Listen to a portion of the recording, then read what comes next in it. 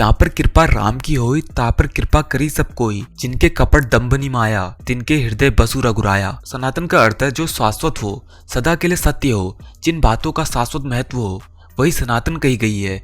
जैसे सत्य सनातन है, ईश्वर ही सत्य है, आत्मा ही सत्य है, मोक्ष भी सत्य है, सत्य के मार्ग को बताने वाला धर्म ही सनातन है। वह सत्य जो अनादिकाल से चला आ रहा है, जिसका कभी भी अंत नहीं होगा, वही सनातन या शाश्वत है, जिसका न प्रारंभ है, जिसका न अंत है। उस सत्य को ही सनातन कहते हैं। यही सनातन धर्म का सत्य है।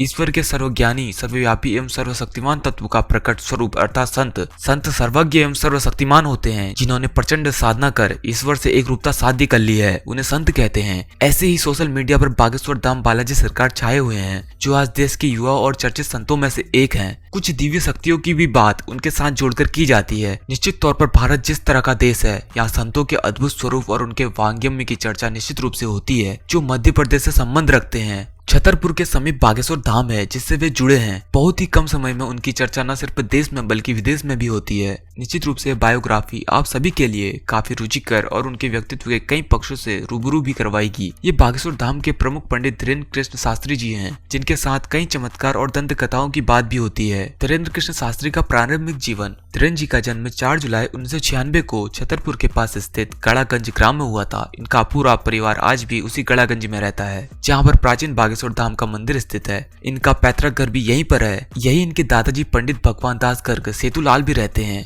इनके दादाजी ने चित्रकूट के निर्मोही अखाड़े से दीक्षा प्राप्त की थी, जिसके बाद वे गड़ा गांव में पहुंचे, जहां उन्होंने बागेश्वर धाम सरकार का जीर्णोद्धार करवाया था।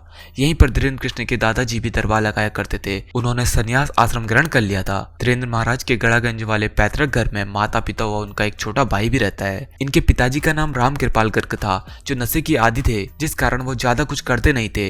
इनकी माता जी का नाम सरोज गर्ग है। धीरेन्द्र के छोटे भाई शालिग्राम गर्ग जी महाराज हैं, वो भी बालाजी बागेश्वर धाम को समर्पित हैं। धीरेन्द्र के पिताजी कुछ न करने के कारण परिवार की आर्थिक स्थिति बहुत खराब थी। 3 दिन तक खाने का अभाव रहता था। जैसे तैसे गृहस्थी चला करती थी। रहने के लिए एक छोटा सा कच्चा मकान था, जो बरसात के दिनों में टपका करता था। इसे हनुमान जी का आशीर्वाद कहिए या फिर किस्मत का खेल, इतनी कम उम्र में धीरेन्द्र महाराज शानदार मुकाम और प्रसिद्धि हासिल की है। बागेश्वर धाम धीरेन्द्र कृष्ण शास्त्री की शिक्षा। धीरेन्द्र कृष्ण ने अपने प्रारंभिक शिक्षा गांव के ही सरकारी स्कूल से प्राप्त की। उन्होंने 8वीं तक की शिक्षा अपने गांव में ही ग्रहण की, जिसके बाद आगे की पढ़ाई के लिए उन्हें 5 किलोमीटर दूर गंज के स्कूल में जाना होता था। आर्थिक अभाव के कारण 5 किलोमीटर का सफर प्रतिदिन पैदल ही तय किया करते थे। यहाँ से उन्होंने 12वीं तक की पढ़ाई की। इसके बाद आगे की पढ़ाई के लिए उन्होंने कला संकाय से स्नातक में दाखिला लिया, लेकिन आर्थिक अभाव और धर्म में भक्ति और आस्था के कारण उन्होंने बीच में ही पढ़ाई छोड़ दी। धीरेन्द्र अपने परिवार के सबसे बड़े लड़के हैं, जिस कारण परिवार का भरण पोषण भी इन्हीं को करना होता था, जिसके चलते यह लोगों के घर में जाकर दान दक्षिणा मांगा करते थे। साथ ही कथा व पूजा करके घर का भरण पोषण करा करते थे। बागेश्वर सरकार धीरेन्द्र कृष्ण के परम मित्र शेख मुबारक जी हैं, जिन्होंने उनके आड़े समय में साथ दिया। उनकी यह मित्रता आज भी कायम है, जिसकी चर्चा आज भी बागेश्वर सरकार के विभिन्न मंचों से सुनने को मिलती है। उनकी मुलाकात भी एक दिलचस्प घटना के कारण हुई। डॉक्टर शेख मुबारक अक्सर निजी काम के सिलसिले में छतरपुर से जाया करते थे। तभी गड़ागंज में उनकी मुलाकात धीरेन्द्र कृष्ण से हुई, जो उनसे उम्र में काफी छोटे थे।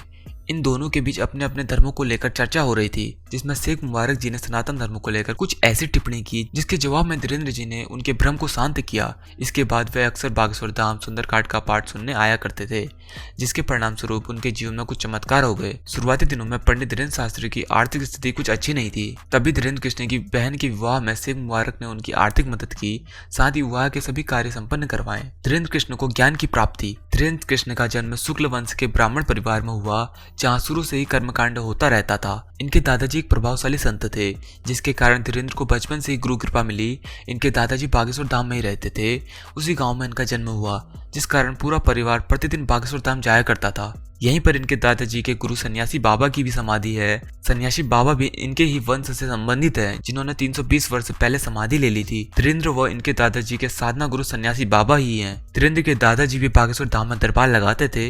11 वर्ष की अवस्था में धीरेन्द्र ने भी अपने दादाजी के दरबार में अर्जी लगाई। उन्होंने घर के अभावग्रस्त जीवन से छुटकारा पाने के लिए आशीर्वाद मांगा। तब इनके दादाजी ने धीरेन्द्र को अपना शिष्य बना लिया, फिर बागेश्वर धाम की सेवा करने का संकल्प दिलाया। धीरेन्द्र का मानना है कि उन्हें जो भी ज्ञान व अलौकिक शक्तियां प्राप्त हुई, वो सभी उनके दादाजी और सन्यासी बाबा की कृपा का ही परिणाम है। उनके दादाजी पहले से ही गृहस्थ आश्रम को छोड़कर सन्यास आश्रम में प्रवेश कर चुके थे। 2010 में इनके दादाजी सेतुलाल गर्ग ने काशी में अपने देह का त्याग किया। बागेश्वर धाम सरकार की महिमा। छतरपुर जिले में मात्र 30 किलोमीटर दूर गंज के पास गड़ा गांव में श्री बागेश्वर धाम स्थित है।